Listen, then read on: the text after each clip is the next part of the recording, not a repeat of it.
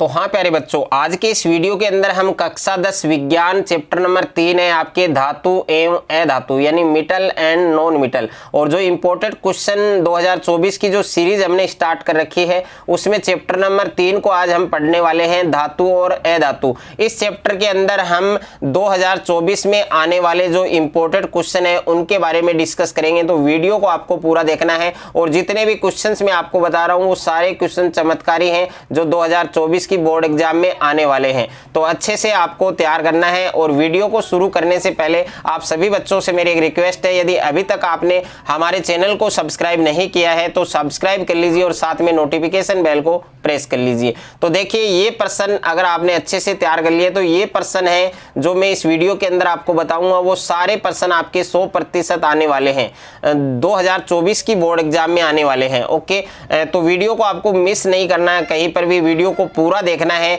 और यहाँ पर पहला क्वेश्चन है आपके, पहला क्वेश्चन आप देख सकते हैं कि एक तत्व है जिसका नाम क्या है, क्यों। एक तत्व है जिसका नाम है क्यों, एक एलिमेंट है हमारे पास जिसका नेम क्या है, क्यों है। वो क्या है प्यारे बच्चों, मुलायम है यानी नरम है वो, और चाकू से उसको अपन आसानी से काट सकते हैं। तत्व है वो ठंडे जल के साथ तेजी से रिएक्शन करता है, तेजी से अभिक्रिया करता है। तो निम्नलिखित में से तत्व को आपको पहचानना है, यानी उस तत्व का क्या नाम होगा। और इस क्वेश्चन की मैं बात करूं तो ये क्वेश्चन आपके 2022 की बोर्ड एग्जाम में आ चुका है। इस बार भी इस क्वेश्चन के ज्यादा चांस है। क्वेश्चन है वो किस तरीके से पूछा जा सकता है, सारे टाइप में आपको इस वीडियो के अंदर बताऊंगा, तो वीडियो को आप पूरा देखें। ओके, ये क्वेश्चन इस प्रकार से भी पूछा जा सकता है। ये एमसीक्यूज में आया था 2022 की बोर्ड परीक्षा में, लेकिन 2024 में ये क्वेश्चन है वो आपके आ सकता है कि जो चाकू से ऐसी धातुओं के नाम बताएं जिसको हम चाकू से आसानी से काट सकते हैं। ओके, ऐसे तत्वों के नाम बताओ जिसको हम चाकू से आसानी से काट सकते हैं।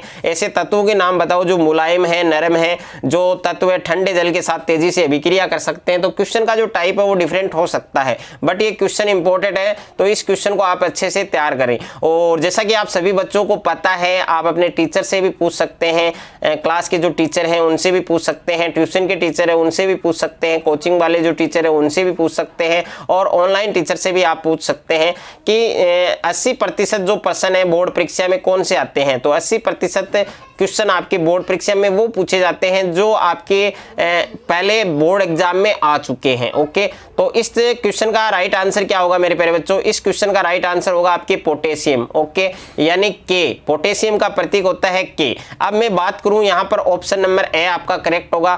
तो तीन जो मुलायम तत्व हैं, तीन जो जिसको हम चाकू से आसानी से काट सकते हैं, तो उसके नाम है, एक तो है लिथियम जिसका प्रतीक क्या होता है Li, ये भी आपको एडवांस में याद करना है। लिथियम जिसका प्रतीक होता है Li, और एक है आपके सोडियम जिसका प्रतीक क्या है Na, और एक है आपके पोटेशियम जिसका प्रतीक क्या है के। तो इन तीनों को अपन चाकू से आसानी से काट सकते हैं। ये तीनों मुलायम हैं और ये ठंडे जल के साथ तेजी से रिएक्शन करते हैं। उसके बाद में देखिए दूसरा क्वेश्चन क्या है आपके, सोडियम, क्लोरीन और सिलिकॉन, इनमें से कौन सी उपधातु है। तो यहाँ पर मैं बात करूँ, सोडियम ये तो धातु है, क्लोरीन है ये भी उपधातु नहीं है। यहाँ पर सिलिकॉन है जिसका प्रतीक क्या होता है Si, सिलिकॉन का प्रतीक क्या होता है Si।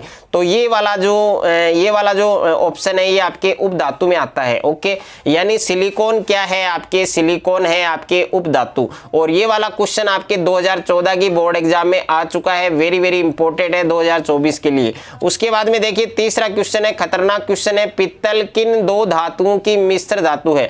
तो पित्तल है वो कौन कौन सी दो धातुओं की मिश्र धातु होती है, समांगी मिश्रण है। और ये क्वेश्चन 2014 की बोर्ड एग्जाम में आ चुका है। इसका करेक्ट आंसर क्या होगा, तांबा और जस्ता। तो इसकी जो ट्रिक है वो भी मैं बता रहा हूं, यहाँ पर आपको नाम याद रखना है बच्चों, पिताजी। क्या नाम याद रखना है आपको, पिताजी। अब यहाँ पर पी से क्या है पित्तल, तय से आपके तांबा, ता से आपके तांबा, जी से आपके जस्ता। तो तांबा और जस्ता कौन सी मिश्र धातु के अवयव माने जाते हैं, कौन सी मिश्र धातु के घटक माने जाते हैं, पित्तल के।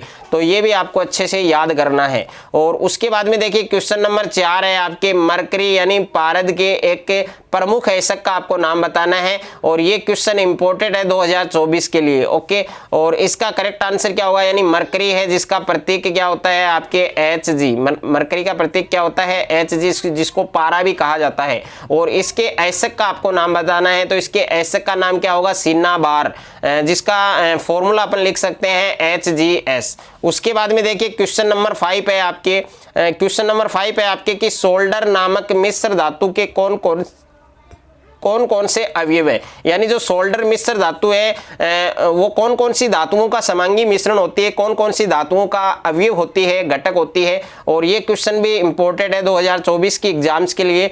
तो यहाँ पर इसका करेक्ट आंसर क्या होगा, सोल्डर है वो सीसा और टिन की मिश्र धातु है। ओके, तो यहाँ पर सीसा को हम किससे दर्शाएंगे, यानी जिसको लेड कहा जाता है, पीबी से इसको दर्शाते हैं, इसका प्रतीक होता है पीबी। और टिन का प्रतीक क्या होता है SN, ये आपको ध्यान रखना है। उसके बाद में देखिए क्वेश्चन नंबर 6 है आपके, क्वेश्चन नंबर 6 आप देख सकते हैं, लोहे को जंग से बचाने के 2 तरीके बताइए, यानी लोहे को हम जंग से किस प्रकार से सुरक्षित रख सकते हैं, तो उसके लिए क्या बचाव करने होंगे। तो ये क्वेश्चन की हम बात करें तो ये 2017 में आया हुआ है क्वेश्चन, फिर भी 2024 के लिए वेरी वेरी इंपॉर्टेंट है। और यहाँ पर देखिए लोहे को जंग से बचाने के लिए 2 तरीके कौन कौन से हैं। पहला तरीका है आपके लोहे को पेंट करके, यानी उसको कलर करके, लोहे पर कलर करके, पेंट करके। और दूसरा है आपके तेल अथवा ग्रीस लगाकर, या तो आप तेल लगा सकते हैं या ग्रीस लगा सकते हैं। अगर तेल या ग्रीस अपन लोहे को लगाएंगे तो उस पर जंग नहीं आएगा। ओके, तो ये 2 बचाव के उपाय हैं। उसके बाद में देखिए क्वेश्चन नंबर 7 है आपके, वेरी वेरी इंपॉर्टेंट है, 2017 में आ चुका है। और उसके बाद में देखिए इसमें 3 क्वेश्चन पूछे गए हैं। एक तो धातुओं के 2 गुण लिखिए, धातुओं के 2 गुण आपको लिखने हैं। दूसरा प्रश्न है मिश्र धातु किसे कहते हैं, यहाँ पर मिश्र धातु की परिभाषा बतानी है और 2 एग्जाम्पल्स भी आपको देने हैं। तीसरा क्वेश्चन है धातु व अधातु के ऑक्साइडों की प्रकृति बताइए, ये ज्यादा इंपॉर्टेंट है 2024 के लिए, तो अच्छे से आपको याद करना है, अच्छे से तैयार करना है। तो सबसे पहले हम बात करेंगे धातुओं के गुण, यानी धातुओं के जो कमेंट्स है वो कौन कौन से हैं। तो यहाँ पर पहला गुण क्या है धातुओं का, कि धातुएं हैं वो उष्मा तथा विद्युत की क्या होती है, सुचालक होती है, यानी जो धातुएं होती हैं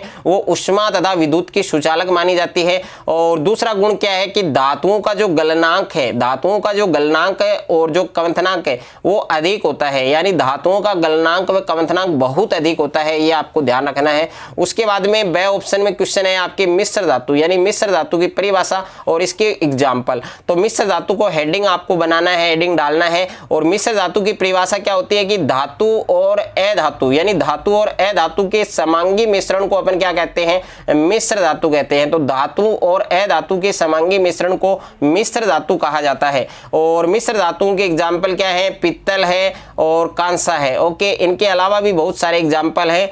और यहाँ पर सह ऑप्शन में क्वेश्चन पूछा गया था कि धातु ऑक्साइड की प्रकृति और अधातु ऑक्साइड की प्रकृति आपको बतानी है।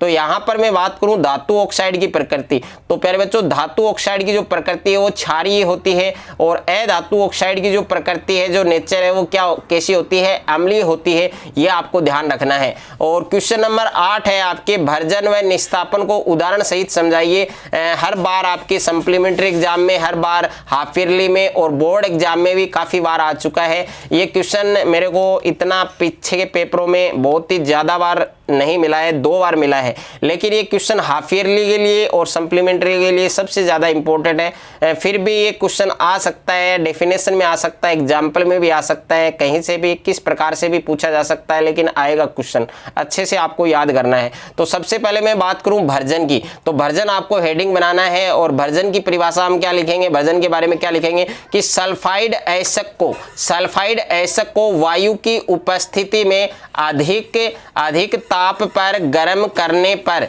यह ऑक्साइड में परिवर्तित हो जाता है, ऑक्साइड में बदल जाता है। कि जो सल्फाइड ऐसक है उसको वायु की उपस्थिति में अधिक ताप पर गर्म करेंगे तो यह ऑक्साइड में परिवर्तित हो जाता है, ऑक्साइड में बदल जाता है। और इस प्रक्रिया को अपन क्या कहेंगे, इस प्रक्रिया को अपन भर्जन कहेंगे। ओके, इसका एग्जाम्पल क्या है, 2ZnS+3O2। और यहाँ पर तापन है, यानी टेम्परेचर अपने को देना पड़ेगा इस रिएक्शन को, और यहाँ पर बनेगा 2ZnO+2SO2, यानी सल्फर डाइऑक्साइड। अच्छे से आपको याद रखना है दिमाग के अंदर। और उसके बाद में देखिए क्वेश्चन नंबर नेक्स्ट है आपके निस्तापन। अपन ने वर्जन के बारे में डिस्कस किया है, अब बात करेंगे अपन किसके बारे में, निस्तापन के बारे में डिस्कस करेंगे। निस्तापन क्या होता है, निस्तापन के बारे में लिखना है कि जो कार्बोनेट एशक होता है, कार्बोनेट एशक को सीमित वायु में अधिक ताप पर गर्म करने से यह किसमें परिवर्तित हो जाता है, किसमें बदल जाता है, ऑक्साइड में परिवर्तित हो जाता है। और इस प्रक्रिया को, इस प्रोसेस को अपन क्या कहेंगे, निस्तापन कहेंगे। और यहां पर एग्जांपल है ZnCO3, ये क्या है, आपके कार्बोनेट एशक है और इस रिएक्शन को अपन ताप देंगे, टेम्परेचर देंगे तो ये जिंक ऑक्साइड में परिवर्तित होगा प्लस कार्बन डाइऑक्साइड में। ओके, तो अच्छे से आपको याद रखना है। उसके बाद में क्वेश्चन नंबर 9 है, वेरी वेरी इंपॉर्टेंट है 2024 की बोर्ड एग्जाम के लिए। उभयधर्मी ऑक्साइड किसे कहते हैं, ऐसे किसी एक ऑक्साइड का नाम लिखना है, यानी एग्जाम्पल लिखना है। 2014 में ये क्वेश्चन दर्शन कर चुका है, यानी अपने दर्शन दे चुका है ये क्वेश्चन, फिर 2024 में दे सकता है, तो अच्छे से याद रखना है। यहाँ पर हेडिंग बनाना है उभयधर्मी ऑक्साइड। तो उभयधर्मी ऑक्साइड की परिभाषा क्या है कि ऐसे धातु ऑक्साइड जो अम्ल एवं क्षारक के साथ अभिक्रिया करके, रिएक्शन करके लवण एवं जल प्रदान करते हैं। यानी ऐसे धातु ऑक्साइड जो अम्ल एवं क्षारक के साथ अभिक्रिया करके लवण एवं जल प्रदान करते हैं, उसे प्यारे बच्चों अपन क्या कहेंगे, उभयधर्मी ऑक्साइड कहेंगे। यहाँ पर एग्जाम्पल है एल्यूमिनियम ऑक्साइड, और एल्यूमिनियम ऑक्साइड का फार्मूला है Al2O3, ये भी ध्यान रखना है। उसके बाद में क्वेश्चन नंबर 10 है आपके, वेरी वेरी इंपॉर्टेंट है, अच्छे से याद रखना है। क्वेश्चन नंबर 10 में आपको क्या दिया गया है कि सक्रियता श्रेणी किसे कहते हैं, यानी सक्रियता श्रेणी की परिभाषा आपको लिखनी है और इसकी एक उपयोगिता भी आपको बतानी है। ये क्वेश्चन आपके 2012 में आ चुका है। सबसे पहले अपन बात करेंगे सक्रियता श्रेणी की परिभाषा की, यानी सक्रियता श्रेणी क्या है।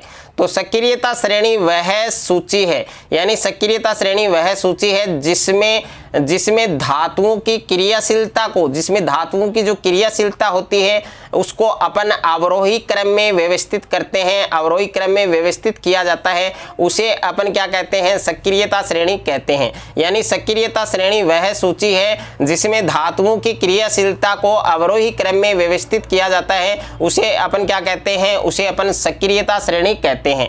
और इसकी उपयोगिता क्या प्यारे बच्चों, इसकी उपयोगिता है कि इससे किसी अयस्क से धातु के निष्कर्षण में सहयोग मिलता है। ओके, ये आपको ध्यान रखना है। क्वेश्चन नंबर 11 है आपके 2023 की बोर्ड एग्जाम में आ चुका है, 2024 में फिर से लौट सकता है, फिर से आ सकता है, फिर से दर्शन दे सकता है, अच्छे से आपको याद रखना है। गेंग और एनोड पंख पर संक्षिप्त टिप्पणी लिखिए, यानी सबसे पहले गेंग के बारे में बताना है, गेंग क्या होता है, गेंग की क्या परिभाषा होती है, उसके बाद में बात करेंगे एनोड पंख की। तो देखिए गेंग किसे कहते हैं, तो गेंग की परिभाषा क्या होती है कि पृथ्वी से प्राप्त, यानी पृथ्वी से प्राप्त खनिज अयस्कों में मिट्टी और रेत और आदि कई अशुद्धियां होती हैं, उन अशुद्धियों को अपन क्या कहते हैं, गेंग कहते हैं। यानी पृथ्वी से प्राप्त खनिज अयस्कों में मिट्टी, रेत आदि कई अशुद्धियां होती है, जिन्हें हम क्या कहते हैं, गेंग कहते हैं। यह आपको ध्यान रखना है। और उसके बाद में मैं बात करूं, नेक्स्ट है आपके एनोड पंख। तो देखिए नेक्स्ट क्या है आपके एनोड पंख, यानी एनोड पंख क्या होता है। तो एनोड पंख के बारे में बात करें, इसकी क्या परिभाषा होती है, तो धातुओं के शुद्धिकरण के लिए, यानी जब धातुओं को शुद्ध करते हैं तो उनके शुद्धिकरण के लिए जब विद्युत अपघट्टे में धारा प्रवाहित की जाती है, करंट प्रवाहित की जाती है, तो शुद्ध जो धातु होती है वो कैथोड पर इकट्ठी हो जाती है, एकत्रित हो जाती है, जमा हो जाती है, और अशुद्धियां हैं वो एनोड के नीचे एकत्रित हो जाती हैं। यानी शुद्ध धातु है वो कहां चली जाती है, कैथोड पर जमा हो जाती है, इकट्ठी हो जाती है, और जो अशुद्धियां हैं वो एनोड के नीचे एकत्रित हो जाती हैं। ओके, उसको अपन क्या कहते हैं, उसको अपन एनोड पंख कहते हैं। और उसके बाद में क्वेश्चन नंबर 12 है आपके, वेरी वेरी इंपॉर्टेंट है 2024 की बोर्ड एग्जाम के लिए, और 2014 की एग्जाम में आ चुका है क्वेश्चन। सोने की शुद्धता किससे मापी जाती है, यानी सोने की जो शुद्धता है वो किस में मापी जाती है, और शुद्ध सोने के आभूषण क्यों नहीं बनाए जाते, क्या कारण है, क्या रीजन है, वो भी आपको लिखना है। तो पहले अपन बात करेंगे कि सोने की जो शुद्धता है वो बच्चों कैरेट में मापी जाती है, कैरेट में मापी जाती है और शुद्ध सोने को 24 कैरेट कहते हैं। जो शुद्ध सोना होता है उसको क्या कहते हैं, 24 कैरेट कहते हैं। और यह नरम होता है, मुलायम होता है, इस कारण यह आभूषण बनाने के लिए उपयुक्त नहीं होता। ये रीजन आपको देना है इस क्वेश्चन में। और क्वेश्चन नंबर 13 है, ये लास्ट क्वेश्चन है, फिर भी इंपॉर्टेंट है। इसमें से एक क्वेश्चन आपके 100% जरूर निकलेगा।